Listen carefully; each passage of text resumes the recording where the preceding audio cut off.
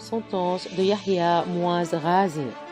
Cette mère de vérité, ce guide des oulémas, cet athlète victorieux, cet explorateur de la route qui mène à Dieu, ce héros qui avait mortifié sa personne sensuelle, ce Yahya Muaz Razi, que la miséricorde d'Allah soit sur lui.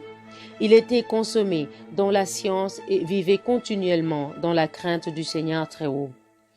On raconte que le frère cadet de Yahya, qui s'était rendu à la Kaaba dont il était le visiteur assidu, lui avait fait parvenir une lettre où il disait « Je désirais 3 choses. Le Seigneur très haut m'en a accordé 2.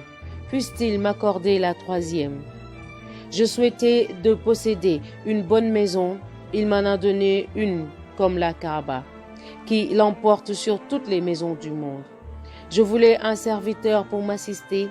Le Seigneur très haut m'a fait présent d'une servante d'élite. Je désirerais vous voir avant de mourir. » Yahya écrivit en réponse: « Au lieu de souhaiter la possession d'une bonne maison, songe à entrer dans les rangs des hommes d'élite. Quand un homme est bon, il reste bon, quel que soit le lieu où il réside. Il est mauvais, il demeurera tel, quand bien même il résiderait dans une bonne maison. Tu me dis en outre que tu as une bonne servante.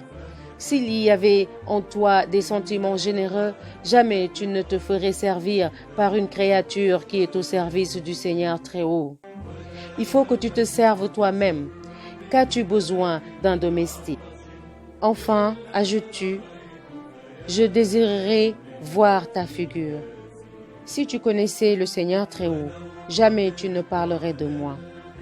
Sois avec lui en telle relation de tous les instants que tu ne penses plus à moi.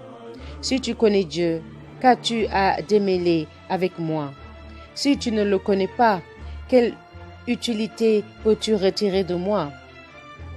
Il disait encore, ce bas monde est comme le sommeil et la vie future est comme l'état de veille. Quiconque vient à pleurer pendant son sommeil, cela signifie qu'une fois éveillé, il sera joyeux et aura le cœur content. Arrange-toi donc pour pleurer dans ce bas monde, afin d'avoir sujet d'être joyeux et de rire quand tu seras dans l'autre. Quiconque dans ce monde rougit devant le Seigneur très haut et s'adonne aux actes de piété, le Seigneur, au jour de la résurrection, rougira de le livrer au supplice. Si le serviteur rougit, c'est par le sentiment de ses péchés. Si le Seigneur très haut rougit, c'est par un effet de sa générosité. Il disait encore, évite toute relation avec 2 sortes de personnes. Un savant quand il est insouciant et un soufi quand il est ignorant. Celui d'entre vous en qui se trouveront ces 3 manières d'agir arrivera au rang des derviches amis de Dieu. Regardez les riches avec l'œil de la bienveillance qui conseille et non avec l'œil de la cupidité envieuse. Regardez les femmes avec l'œil de l'indulgence et non avec celui de la convoitise. Regardez les derviches avec l'œil de l'humilité et non celui du dédain. Il disait encore, le vrai fidèle est celui qui, s'il ne procure pas d'avantage aux fidèles, ne leur cause pas non plus de dommages, qui, s'il n'est pas pour eux une cause de joie, n'en est pas non plus une de chagrin, qui, s'il ne dit pas de bonnes paroles, n'en dit pas non plus de mauvaises.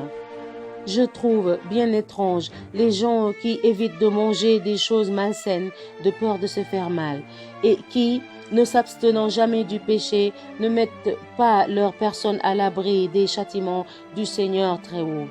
Il y a 3 espèces de personnes intelligentes. Celles qui abandonnent ce monde avant que lui-même les abandonne, celles qui se bâtissent un tombeau avant d'y entrer, celles qui s'efforcent à contenter le Seigneur très haut avant d'arriver à son tribunal. Quiconque pratique la modération dans les désirs a le cœur inondé de lumière.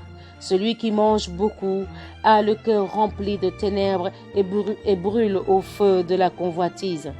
Celui dont le cœur duquel il y a un atome de l'amour du Seigneur très haut obtiendra plus que la récompense de 70 ans de pratique religieuse. L'initié est celui qui préfère à tout la glorification du saint nom de Dieu. Celui dont le cœur possède la crainte du Seigneur très haut, tout son être aspire à se mettre en adoration et se tient éloigné du péché. Chaque chose a son genre de beauté. La beauté des actes d'adoration, c'est la crainte. Il disait encore, celui qui a renoncé au péché a nécessairement 3 signes distinctifs. Il doit manger peu, autrement dit, il observera le jeûne. Il ne doit pas dormir la nuit, autrement dit, il emploiera aux exercices de piété.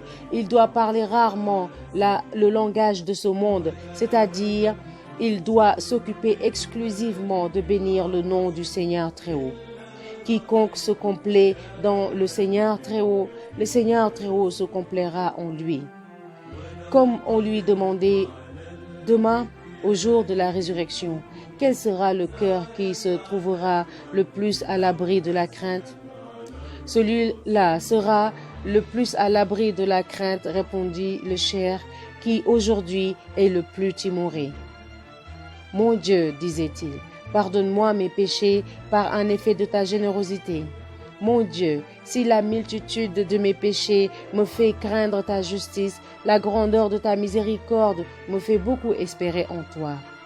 Mon Dieu, je n'ai pas mérité le paradis par mes œuvres et je ne pourrai supporter les tourments de l'enfer. Mon sort reste donc entièrement à la disposition de ta générosité. Si le Seigneur très haut, au jour de la résurrection, me demande « Que nous apportes-tu » je lui répondrai « Mon Dieu, que peut apporter un misérable qui sort de prison, à part l'habit qu'il porte? Lave-moi de mes souillures dans ta générosité et fais-moi miséricorde. » Oh, Masha'Allah. Les sentences qui vont suivre seront de Shah Shadia Kermani. Qu'Allah les agrée tous.